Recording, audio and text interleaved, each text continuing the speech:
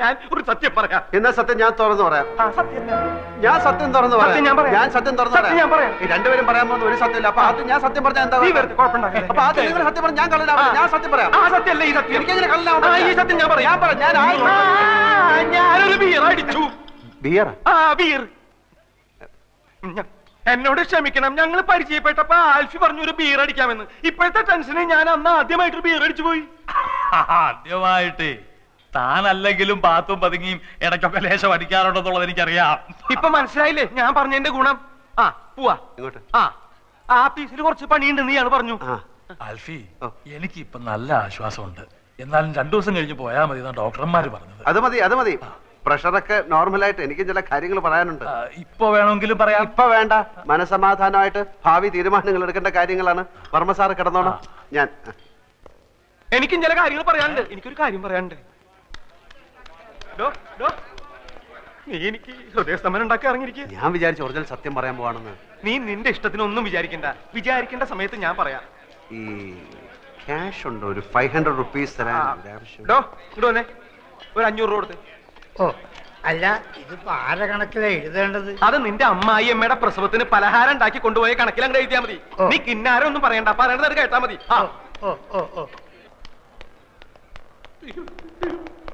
Sir എന്നോട് ക്ഷമിക്കണം, ഞാൻ അറിഞ്ഞില്ല സാർ ഇത്രയും വലിയൊരാളാണെന്ന്. ചന്ദ്രയുടെ ഭർത്താവാണെന്ന് ഒരു വാക്ക് പറഞ്ഞിരുന്നെങ്കിൽ കണ്ണും പൂട്ടി ഞാൻ അപ്പോഴേ ലോൺ തരുമായിരുന്നല്ലോ. സാറിന് എത്ര രൂപ ലോൺ വേണം? ഞാൻ ഇന്ന് തന്നെ സാങ്ഷൻ ചെയ്ത് തരാം. അപ്പൊ ലോൺ കിട്ടുമോ? ഞാൻ ഈ വർക്കീസാണ് പറയുന്നത്. നാളെ രാവിലെ ബാങ്കിലോട്ട് വാ, ലോൺ ഞാൻ ശരിയാക്കി തരാം. സാർ ഒരു ഒറ്റ ഒപ്പിട്ട് തന്നാൽ മതി. എന്റെ കുഞ്ഞുങ്ങളാണ് സത്യം. അല്ലെങ്കിൽ വേണ്ട, ഫോം ഞാൻ ഇങ്ങോട്ട് കൊണ്ടുവരാം. വേണ്ട, ഞാൻ അങ്ങോട്ട് വരാം. എന്നോട് ഒരു വിരോധവും മനസ്സിൽ തോന്നരുത്. സാറിന്റെ ചന്ദ്ര ടെക്സ്റ്റൈൽസ് കമ്പനിയുടെ മുഴുവൻ അക്കൗണ്ടും ഞങ്ങളുടെ ബ്രാഞ്ചിലാണ്. ദയവ് ചെയ്ത് അതൊന്നും പിൻവലിക്കരുത്. ബ്രാഞ്ച് പൂട്ടിപ്പോകും. ബാങ്കിന്റെ ഭാവി അല്ലേ സാർ ഞങ്ങളുടെ ഭാവി. അതൊന്നും പേടിക്കണ്ട. ലോൺ ശരിയാവോ? എന്തിനാ സാർ സംശയം? വർഗീസിന്റെ വാക്കാണിത്. അപ്പൊ നാളെ ഞാൻ ബാങ്കിൽ വരാല്ലേ? അയ്യോ, ധൈര്യമായിട്ട് വരണം സാറേ. ഞാൻ മനസമാധാനമായിട്ട് പൊയ്ക്കോട്ടെ.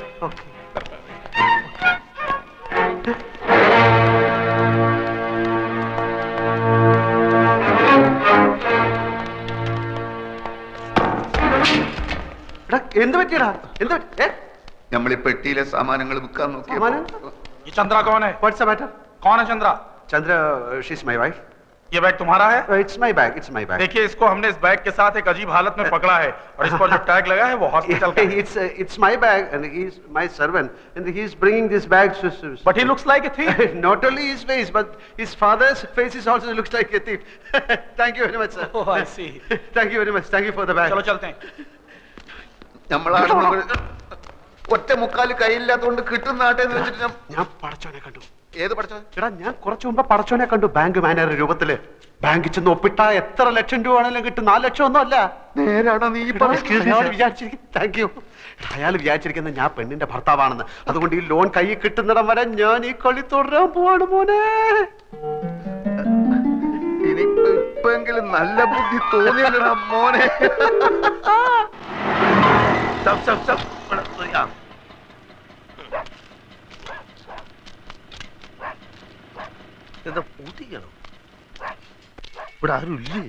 இங்க யாரும் கிடையாது சார். அவங்க வீட்டை காலி பண்ணிட்டு போயிட்டாங்க. எங்க தெரியாதுங்க.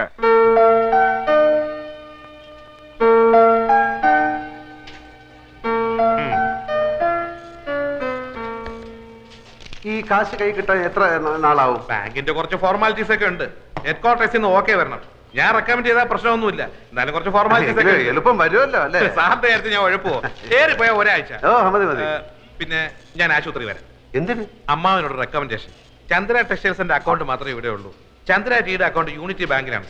അതിങ്ങോട്ട് മാറ്റി കിട്ടിയാൽ അമ്മാവന് സുഖമല്ല ഇരിക്കല്ലേ? ഇപ്പൊ വേണ്ട, ഞാൻ സൗകര്യമായിട്ട് ഒരു ദിവസം ആശുപത്രി വരാം. നല്ല മൂടി ഇരിക്കുമ്പോ നമുക്ക് പറയാം. ആ അക്കൗണ്ട് ഇങ്ങോട്ട് മാറ്റി കിട്ടിയ എന്റെ പ്രൊമോഷന്റെ കാര്യം ഷുവറാ. പിന്നെ സാറിന് ഞാൻ ലോണൊന്നും പറഞ്ഞ് 50-60 ലക്ഷം എഴുതി തരും. സമയാവട്ടല്ലേ? ഇതിന്റെ കാര്യം ഒരാഴ്ച.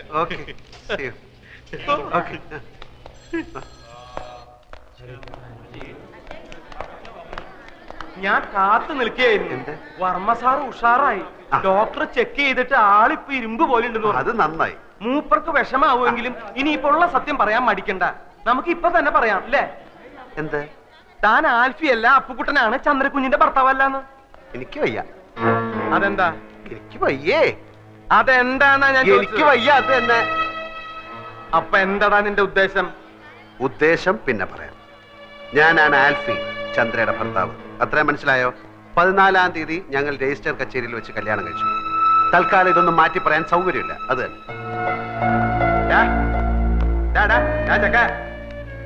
നീയല്ലേ പറഞ്ഞ സത്യം പറയാൻ പോവാന്ന്? താനല്ലേ പറഞ്ഞ സത്യം പറയണ്ടെന്ന്? അതപ്പോ. എന്നാ ഇതിപ്പോ.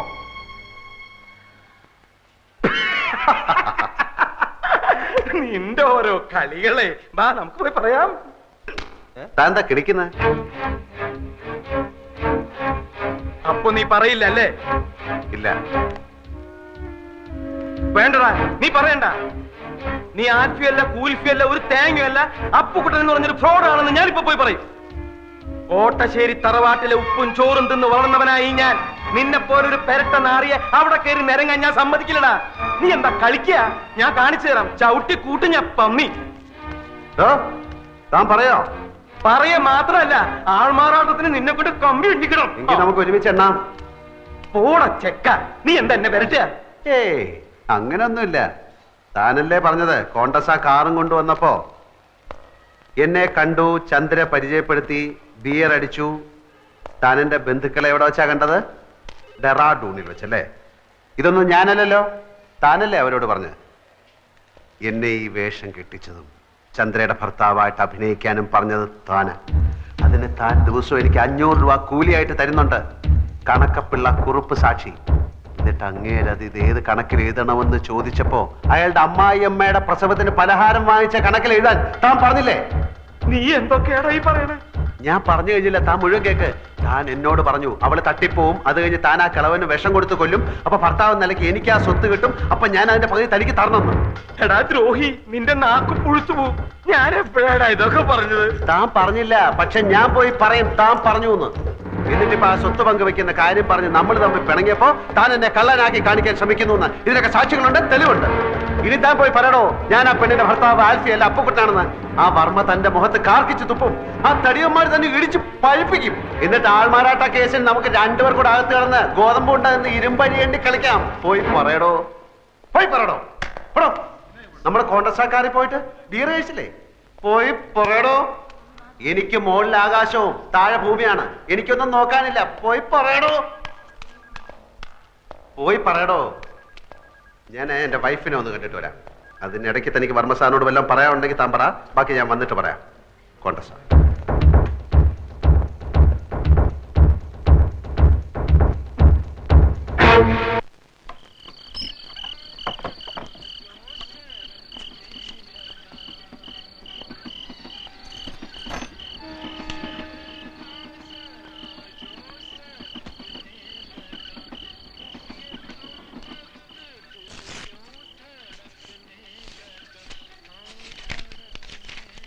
പ്രിയപ്പെട്ട ഏട്ടൻ എന്നാ ഇങ്ങോട്ട് വരുന്നത്? ഇവിടുത്തെ കാര്യങ്ങൾ കഷ്ടമായിക്കൊണ്ടിരിക്കുകയാണ്. എൻ്റെ കാതിലെ കമ്മൽ ഇന്നലെ വിറ്റു. കോടതി ഇന്നലെ വേനൽ അവധിക്ക് അടച്ചു. തുറന്നിട്ടേ വിധി വരൂ. അച്ഛന് ഊണും ഉറക്കവുമില്ല. ചിലപ്പോ ഒറ്റയ്ക്കിരുന്ന് കരയുന്നത് കാണാം. എന്നും ചേട്ടൻ എപ്പോഴാ വരുന്നതെന്ന് ചോദിക്കും. ഒരു സമാധാനത്തിനെങ്കിലും ഒരു എഴുത്ത് അച്ഛൻ എഴുതണം.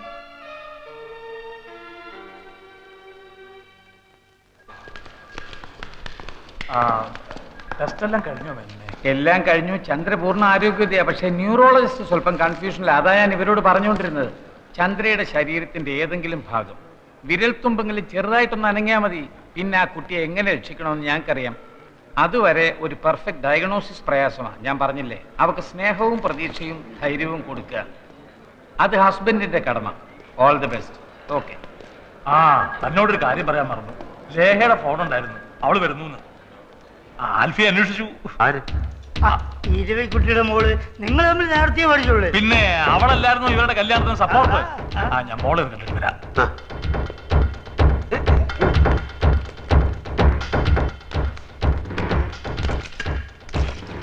ഏതായി പുത്തൻകുരിശ്?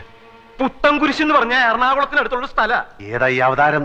എനിക്കറിയില്ല, അറിയില്ല, അറിയില്ല. എന്ന് വെച്ചാ എടോ കണ്ണി ചോരയില്ലാത്തോണ്ട് തനിക്കറിയോ ഞാൻ 3 ദിവസമായി പല്ല് കഴിച്ചിട്ട് കുളിച്ചിട്ട് ഭക്ഷണം കഴിച്ചിട്ട് ഒന്ന് ഉറങ്ങിയിട്ട് അതിനെങ്ങനെയാ ഉറങ്ങാൻ കിടക്കുമ്പോ താൻ എന്റെ മുമ്പിൽ ഭൂതം പോലെ വന്ന് നിൽക്കല്ലേ. ഞാൻ ഇനിയുള്ള സത്യം തുറന്നു പറയാൻ പോവാ. എനിക്ക് വയ്യ വയ്യ വയ്യ വയ്യ. കോണ്ടസയിൽ നമ്മൾ ബിയർ അടിക്കാൻ ഡെറാഡൂണിൽ അച്ഛനെ കാണാൻ കോണ്ടസയിൽ നമ്മൾ ഓടിച്ചിട്ട് കോണ്ടസയിൽ നമ്മൾ വന്നില്ലേ? എനിക്ക് എല്ലാം ഓർമ്മയുണ്ട്. നമുക്ക് എന്താ ചെയ്യണ്ടേ? അല്ല എന്താ ഈ കോണ്ടസ്? എടോ ഞാൻ ചാവുമ്പോ എന്റെ ഒരു ശവം കൊണ്ടുപോവാൻ ഒരു കോണ്ടസ കാറ് വേണമെന്ന് ഞാൻ ഇവരോട് പറയായിരുന്നു. താൻ ചാവുമ്പോ തന്റെ ശവം കൊണ്ടുപോവാൻ ഞാനൊരു കോണ്ടസ കാറ് തരട്ടെ? അത് ഞാൻ ചാവുമ്പോഴല്ലേ. ഇനി ഇവിടെ നിന്നാ നിന്നെ ഞാൻ കൊല്ലും. എടാ പോടാ. എടാ പോവാൻ. ഞാൻ മതളിയിട്ട് വരണേ. എല്ലാവരും ഒന്ന് മാറിയുന്നോ? ഏതാടോ ആ പെണ്ണ്? തനിക്ക് എന്താ ചെയ്യേക്കില്ലേ? ഞാൻ ഇതുവരെ പറഞ്ഞൊന്നും താൻ കേട്ടില്ലേ? അവക്ക് എന്നെ അറിയോ? എനിക്കേ തന്നെ അറിയില്ലല്ലോ. ഞങ്ങൾ തമ്മിൽ പരിചയമുണ്ടെന്ന് പറഞ്ഞോ? എടാ പൊട്ടം കുണാപ്പ, നിങ്ങൾ തമ്മിലല്ല, ആൽഫിയും അവളും തമ്മില്. അയ്യോ ദേ ഞാനൊരു കാര്യം പറയാം. ഞാനായിട്ട് വാ തുറന്നൊന്നും പറയണില്ല. പക്ഷെ വേറെ ഏതെങ്കിലും വിധത്തിൽ സത്യം പുറത്തു വന്നാ ദേ എന്നെ ചതിക്കരുത്. ഈശോടാ, എന്നെ അവതാളത്തിലാക്കിയാല് ഞാൻ തന്നെ കൊണ്ടേ പോവും. അല്ലെ അവളോട് വിളിച്ചു പറയടോ ഇങ്ങോട്ട് എഴുന്നള്ളണ്ടാന്ന്. ഞാൻ പറഞ്ഞ അവള് കേക്കില്ല. നല്ല അനുസരണമുള്ള മോള്. അതല്ല, അച്ഛൻ എന്ന സ്ഥാനേ എനിക്കുള്ളൂ. ഈ കുടുംബത്തിൽ ചന്ദ്രക്കുഞ്ഞിനേക്കാണ് കാര്യ ഇവിടെ എല്ലാവർക്കും അവളോട്. അവളുടെ അമ്മ മരിച്ചപ്പോ മുതൽ അവളെ വളർത്തിയതും പഠിപ്പിച്ചതൊക്കെ ഇവരാ. മെഡിസിനൊക്കെ കഴിഞ്ഞു. എന്നാ പോയി വാങ്ങിച്ചു കൊടുക്കണോ? അതല്ല, അവളുടെ മെഡിസിൻ പഠിപ്പൊക്കെ കഴിഞ്ഞു. ഇനി അമേരിക്കയിലോ ആസ്ട്രേലിയയിലോ പോയി പഠിക്കാനുള്ള സ്കോളർഷിപ്പും കിട്ടിയിട്ടുണ്ട്. അതിന് എന്നോട് അനുവാദം ചോദിക്കാൻ വേണ്ടി അവള് വരുന്നതാ. താനൊരു കാര്യം ചെയ്യ്, ഫോണിൽ കൂടെ അനുവാദം കൊടുത്തിട്ട് അവിടെ നിന്ന് വിമാനത്തിൽ കയറി എങ്ങോട്ടെങ്കിലും പോവാൻ പറയണോ? ഞാൻ പറഞ്ഞാലും അവൾ ഇവിടെ വന്ന എല്ലാവരോടും യാത്ര ചോദിച്ചിട്ടേ പണ്ടാലോടക്കാൻ ഓരോന്ന് കേറി വന്നോളും. എടോ ഈ പിശാച് കുൽഫിയെ കണ്ടിട്ടുണ്ടോ? അവളും ചന്ദ്രയും തമ്മിൽ അടയും ചക്കരയും പോലെയാ. അട ചക്കരയോട് പറഞ്ഞിട്ടുള്ള അറിവേ ഉള്ളോ അതോ അട നേരിട്ട് ആൽഫിയെ കണ്ടിട്ടുണ്ടോന്ന്? എനിക്കറിയില്ല. ഇവിടെ നമ്മളിപ്പോ എന്ത് ചെയ്യും? എനിക്ക് അറിഞ്ഞൂടാ. ഇവിടെ എന്തെങ്കിലും ഒന്ന് പറയടോ. ഇവിടെ എന്തെങ്കിലും ഒന്ന് പറയടോ. ഭാരത മാതാക്കി ജയ്. അതും ഇതുമായിട്ട് എന്താ ബന്ധം? താനല്ലേ പറഞ്ഞ എന്തെങ്കിലും ഒന്ന് പറയാൻ. ഓ അത് ശരി. അപ്പൊ അവള് വരട്ടെ, അവൾ എന്നെ കാണട്ടെ. ഞാൻ ആൽഫി അല്ലെന്ന് അവള് പറയട്ടെ. അപ്പൊ നമുക്ക് രണ്ടുപേർ കൂടെ ജയിലിൽ കിടന്ന് ഭാരത മാതാക്കി ജയ്, ഭാരത മാതാക്കി ജയ് എന്ന് വെറുതെ എല്ലാ കയ്യങ്കാലോട്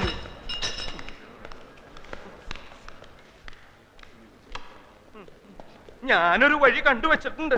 കുറച്ച് വിഷം മേടിച്ചത് എന്റെ പോക്കറ്റിലുണ്ട്. തീരെ നിവൃത്തിയില്ലാതെ വന്നാൽ ഞാൻ അത് തന്നെ തിന്നും. താൻ തന്നെ തിന്നാൻ വരട്ടടോ. ഞാനൊരു വഴി കണ്ടുവച്ചിട്ടുണ്ട്. വരട്ടെ, വരുന്നിടത്ത് വെച്ച് കാണാം. തന്റെ മോൻ ആളെങ്ങനാടോ? എന്താ സയൻസ്